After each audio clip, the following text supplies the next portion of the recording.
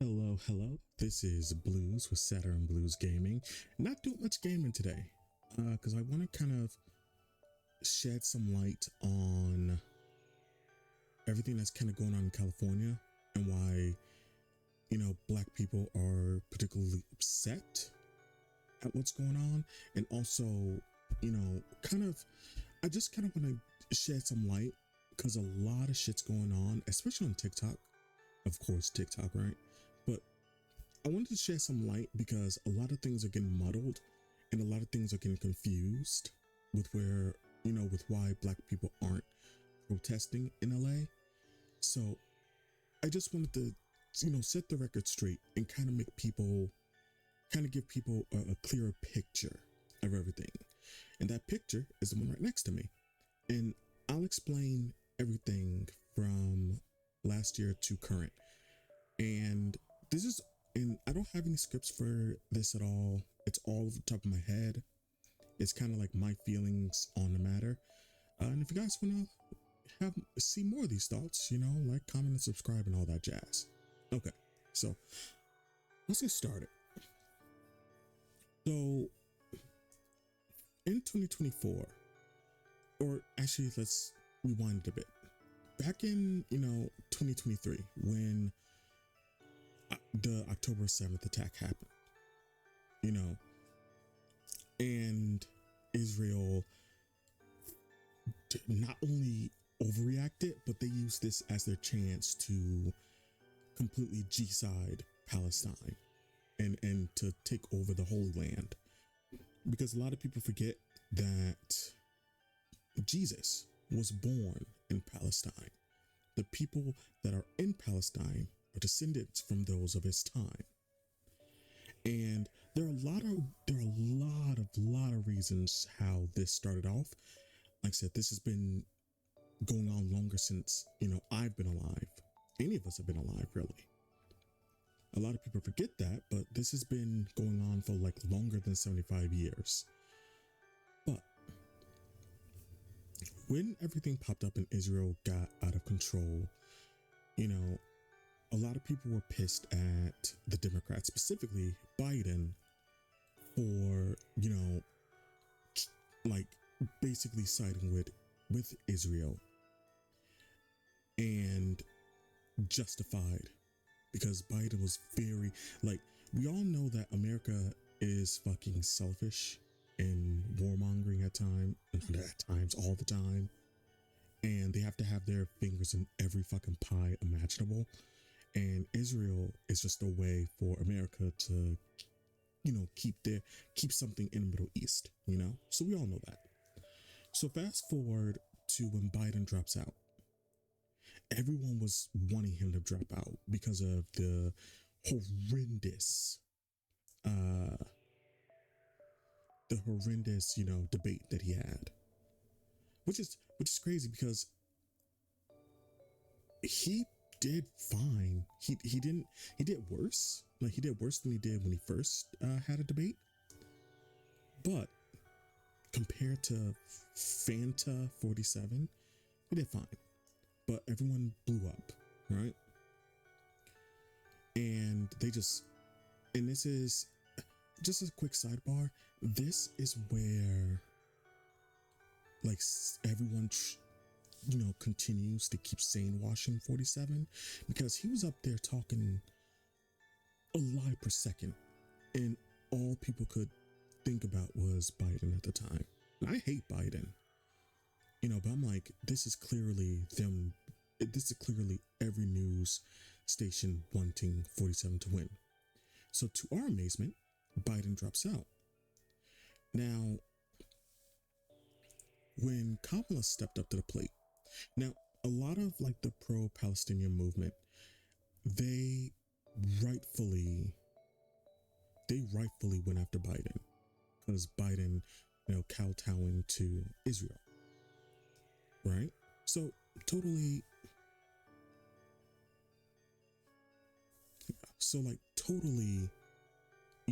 needed.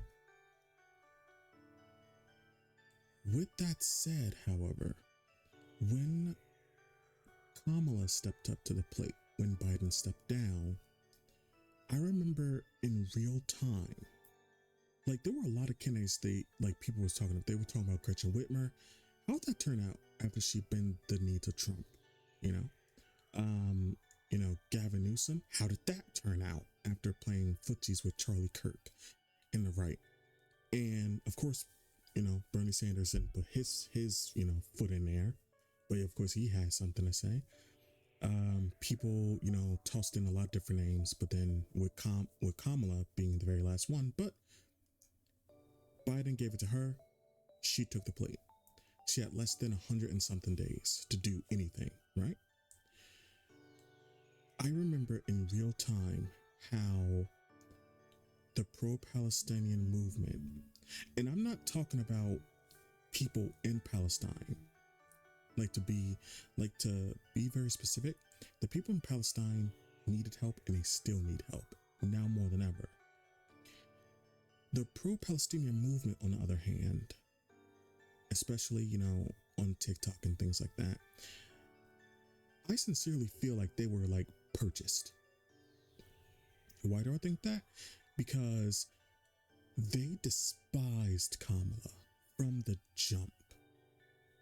They had more, you could have told them,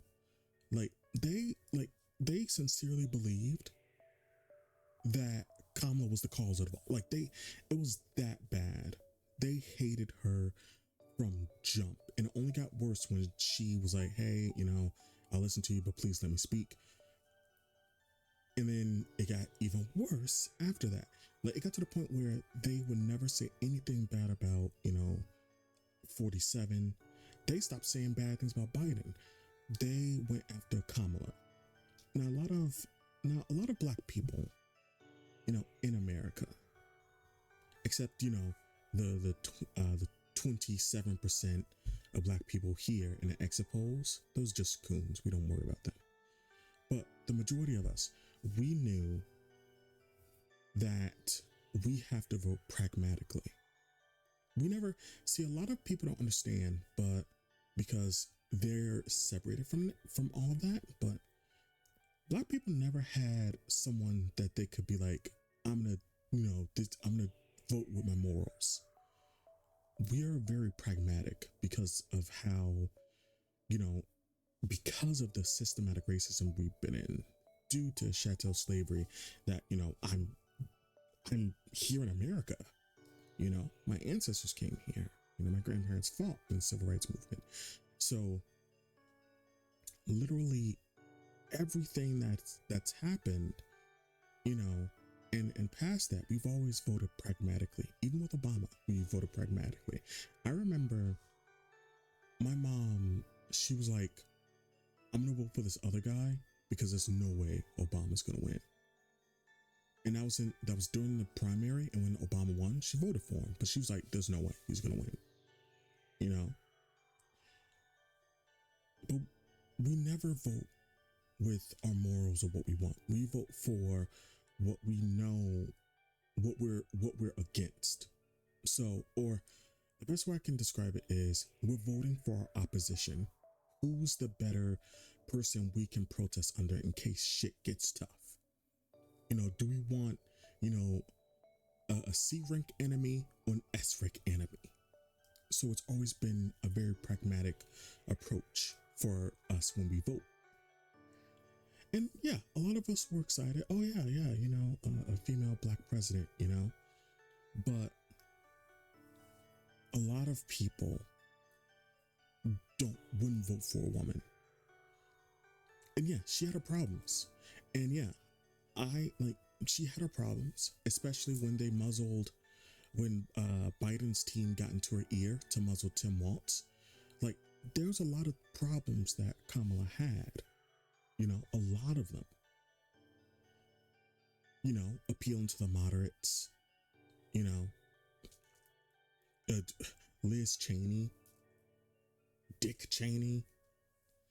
There was a lot of problems that she had, muzzling Tim Walz, but at the same time, she had less than 100 days. She had less than 100 days to do anything. And low key, Biden threw her under the bus. Straight up threw her under the bus. With black people, we saw that we saw what could happen if 47 won. We didn't need Project 2020. We didn't need Project 2025. We did not need that to tell us, hey, shit's gonna get fucked if he wins again. Project 2025 was just the silver bullet that let us know, yeah, it's gonna get bad. But everyone decided this was the year to be, a single issue voter. Everyone decided this was the year to play games. And despite a lot of black people putting in the work to have Kamala win, this was the end result. With, especially when it comes to like the white women, like we were all like, a lot of white women voted for Kamala, which is great. But compared to the 52% there, and then white men, let's not even talk about it. Let's not even talk about it. Like Hispanic and Latino women, they showed up somewhat. Hispanic and Latino men, let's not even talk about it. And it's those percentages, 92%, in blue, 54% in red. That's where the California stuff comes in. So after Kamala lost and all MAGA came out like, yeah, Project 2025, woo, woo, woo.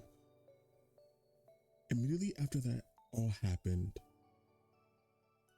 black men and black women, they were like, we're tired of having our causes thrown under the bus. All we wanted was to stop, 47 and Project 2025. And everyone decided to stab us in the back. And it's true. A lot of people said that this vote wasn't for Kamala, it was to stop 47. And I remember arguing with people all throughout that time frame going, you can't fearmonger me into voting because of Project 2025, or, I'm doing this for, Palestine. I'm listening to them when they clearly didn't. They clearly did not listen to them at all. They did not want 47 to win. Not even remotely. Because they knew if 47 won, their cause is destroyed. But a lot of people did not listen to them. They spoke over them. And, look what's happening now. Just pisses me off. But I digress. Black people, specifically black women, were upset because they felt like we rise to the cause. We rise to the plate every time a cause needs us. And the one time we needed people to come back to us, it just didn't happen. Everyone turned their back on us. So you know what? We're done being the frontline soldiers. We're done being the bodies that'll shield your causes. We're going to sit this one out. The 92% and the 78%, we're going to sit this out. Black people, we're sitting it out. Peace out. A lot of people think that,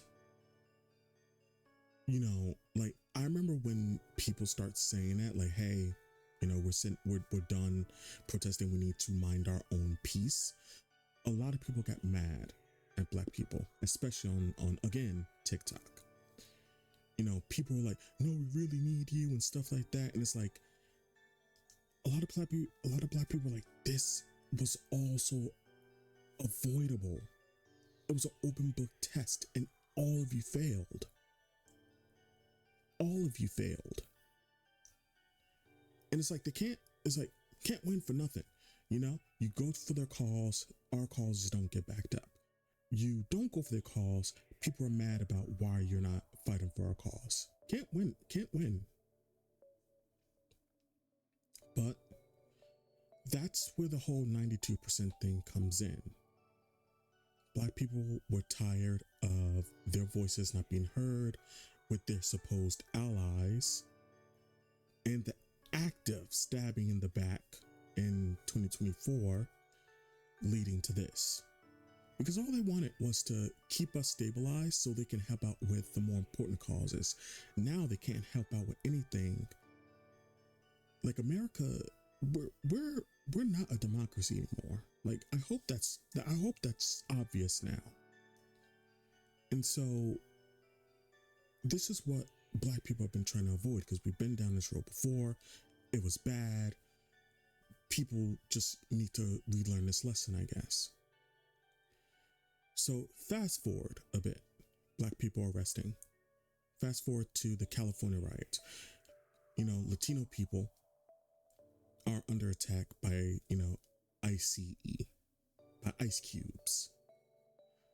And everyone's going, why aren't any Black people out there? Where are the Black people? Why are they not doing anything? And so, Black people responded. They were like, hey, we support you. We understand what you're going through, and we're sorry you're going through it. But at the same time, what do you want to?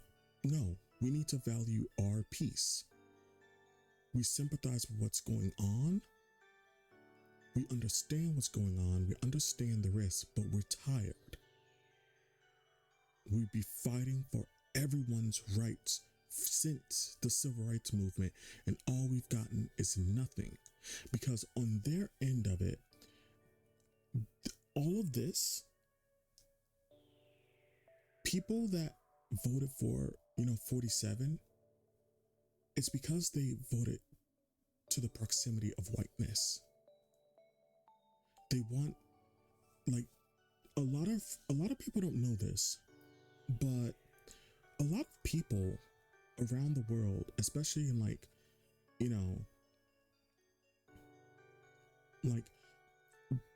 especially in Spain, Spanish countries, and even African countries, they don't like Black people. They don't. They come over with a chip on their shoulder because they feel that we're, the second, we're the higher ups to them, and we're, in their place. Because a lot of places like that are racist. They are racist. They have some severe colorism issues. I remember I had an African friend who told me that people in Africa don't fuck with Black people in America because they see us, they see us the same way they see, white people in America. They don't understand, a lot of the people in the outside countries, they don't understand the nuance of what Black people in America had to go through to even get to this point. And they don't care. But that's people in Africa, for example. But a lot of other places have severe colorism, and when they move to the States, they don't align themselves with, dark-skinned people because of their colorism. They see themselves more as white, so they're going to align with white people. It sucks, but it is what it is. There's a rampant colorism issue in, Spanish-speaking spaces. There's a lot of rampant colorism in Asian spaces too. They have the same issue, But that's neither here or there. But Black people are at the point where we understand that, we're next after, everything. We get that. We've always been targeted. People need to catch up. We've always been targeted by the police. We've always been targeted by random people, for no reason other than, the color of our skin.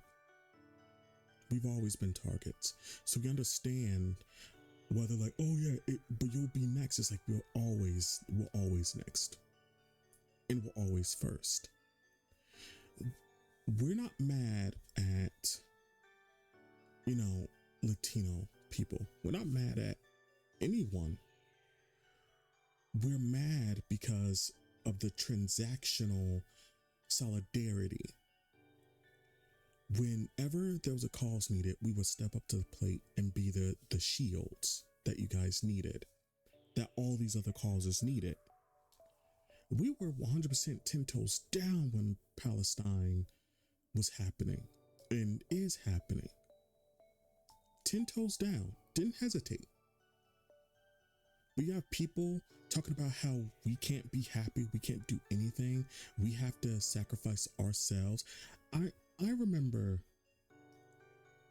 there was somebody that said,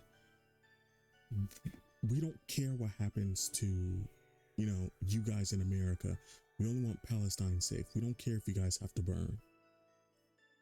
And yeah, you could say that they were like Russian psyops and what have you. But at the end of the day, people really do think like that. They see Black people as bodies to their cause. They don't care. They don't care if our blood gets spilled for their cause. They care if theirs do. And so a lot of people are mad about, Black people going, hey, we're going to set this out. We're going to support you. But we're not doing it. We're not sacrificing our bodies anymore. And people are mad at that because they don't see Black people as people. They only see us for what we can offer. Whether it's sports, music, TV shows, movies, protesting, we're only good enough when we're able to give something. They don't care about us as individuals. They don't care about what's important to us or our causes.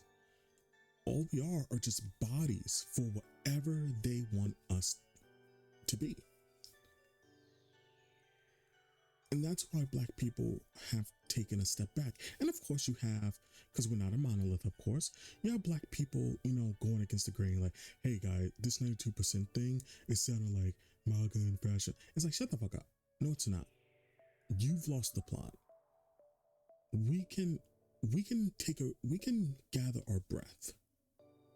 After being put in a situation we didn't have to be put in, we can take a little bit to catch our breath and reconvene. And that doesn't mean, and because we're not out there protesting, doesn't mean that we're not, fighting the system. I mean, fuck it. Look at fucking Target, for example. We voted with our wallet and they're struggling. Look at Tesla. Voted with our wallet, struggling. But that one's a team effort. Just because we aren't protesting and using our bodies for your cause doesn't mean that we're not fighting the same fight. We just have to fight it differently. And especially because the minute Black people show up out there, 47 is gonna fucking go maniacal on us. And a lot of people know that. So my point is, we understand your causes. We're upset that it's happening. Don't think that we're not. But if you want us to help, then it can't be a transactional, partnership. You have like all these groups that want us, they need to be as 10 toes down as we are with any of their causes. Like it needs to be a true partnership, not just, okay, sacrifice your life for our cause. That's it. If that solidarity can happen, if that true partnership, because if we were all to band together without any rats on our side, there's no doubt we can change shit. But as long as people value their proximity to whiteness and will, rat people out at a drop of a hat, just for that little inkling of the white privilege. That solidarity never happened. And a lot of that on everyone else's side has been very transactional. So they want our help? Yeah, we'll help. But you have to be 10 toes down the same way we've been 10 toes down. It has to be a true blue partnership, true blue allies. It can't just be, okay, we got our calls now, fuck off, because that's happened so many times. Like, you would not believe how often we've stepped up to the plate and bled for something and fought for something only to be thrown under the bus. Women's suffrage, prime example. Me Too movement, prime example. The Me Too movement started because Black women talked about harassment in the workplace, and then white women Gucci foot in there and just took it all over, and then it became a mishmash of everything.